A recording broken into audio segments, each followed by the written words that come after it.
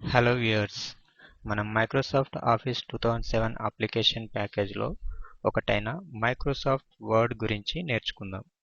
దీనిని MS word అని కూడా అంటారు. ఎంఎస్ వర్డ్ ఇది ఒక వర్డ్ ప్రాసెసర్.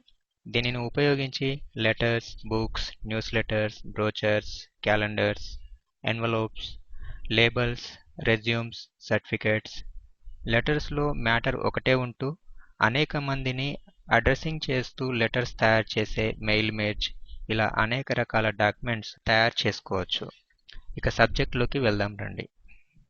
ఎంఎస్ వర్డ్ 2007 ముందు వర్షన్ కంటే కొత్తగా కనిపిస్తుంది. కొన్ని కొత్త ఫీచర్స్ను ఇంట్రడ్యూస్ చేశారు.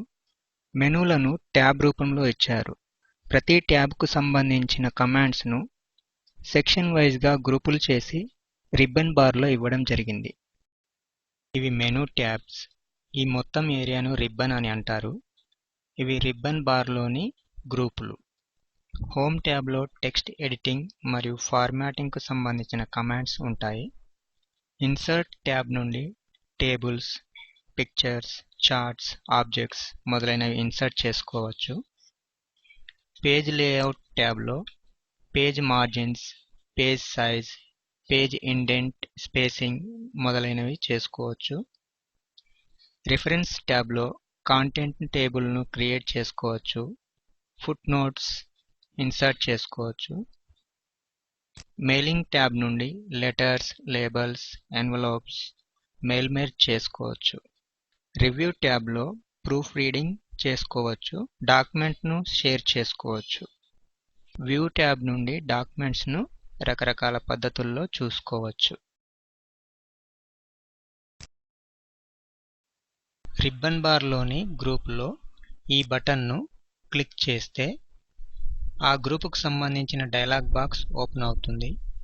దీని నుండి ఆ గ్రూపుకు సంబంధించిన అడిషనల్ డీటెయిల్స్ను సెట్ చేసుకోవచ్చు.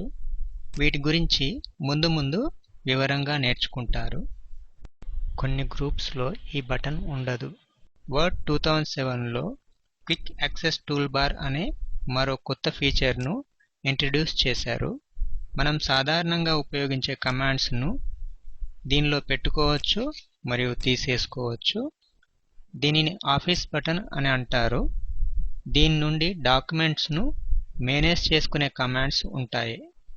డాక్యుమెంట్స్ను క్రియేట్ చేసుకోవచ్చు, సేవ్ చేసుకోవచ్చు. సేవ్ చేసిన డాక్యుమెంట్స్ను ఓపెన్ చేసుకోవచ్చు. పాత వర్షన్లలోకి కూడా సేవ్ యాజ్ చేసుకోవచ్చు. ప్రింట్ కూడా చేసుకోవచ్చు. వర్డ్ ఆప్షన్ బటన్ నుండి వర్డ్ అప్లికేషన్ మరియు డాక్యుమెంట్స్కు సంబంధించిన సెట్టింగ్స్ను చేసుకోవచ్చు.